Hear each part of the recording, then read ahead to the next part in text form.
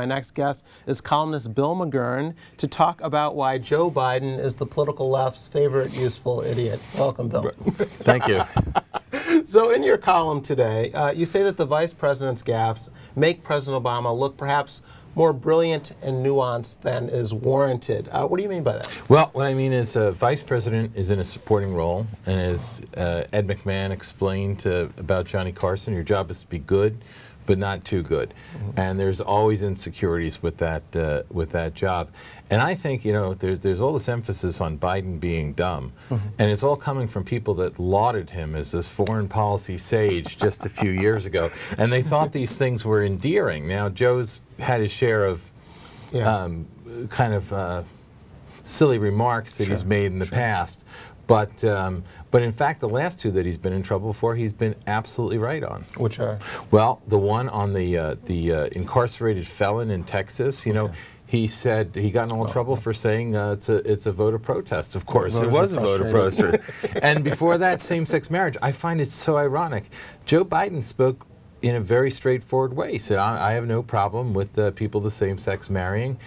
President Obama, by contrast, you know, had fudged this line all the way before, and then he handed us a new line that he somehow thinks this is a state issue. So he's lauded for his courage, while the vice president spoke the truth. But you also say that there could be a political calculation going on here, that casting Biden as the fool who's weighing down the ticket helps Obama escape accountability for some of his policies. Exactly. I'm not sure. I don't think this is a White House strategy, but what I'm saying is the press sticks with these narratives, and now the narrative is, you know, Joe gets ahead of his skis, as the president says.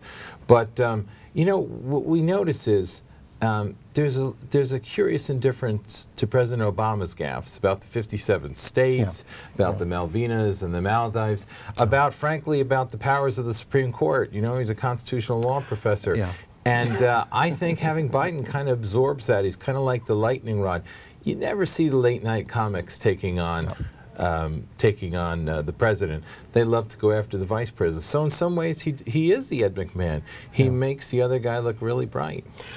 Given Biden's fumbles as marble-mouthed answers to questions, there's been talk that the president should replace him on the ticket in November. Now, people on the left, like former Labor Secretary Robert Reich, have suggested this. People on the right, like Bill Kristol, the Weekly Standard, have suggested it. How much credence do you give to this speculation? Well, with Bill Kristol, I give it a lot of credence, because I think it's just mischief on his side that he's doing and having fun with. Look, I think the temptation is, again, President Obama, if he's in trouble in this election, he's not in trouble because of Joe Biden. He's in trouble because of his policies. His economic policies have not worked.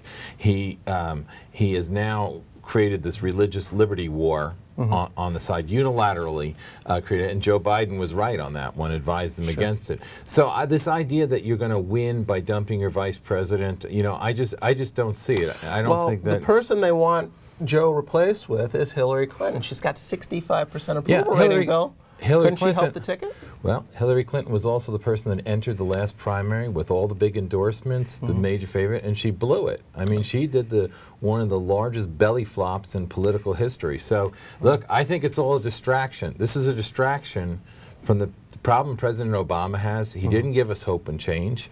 He didn't fix the economy. He's having trouble in foreign affairs, and now he's alienated a huge group of swing voters.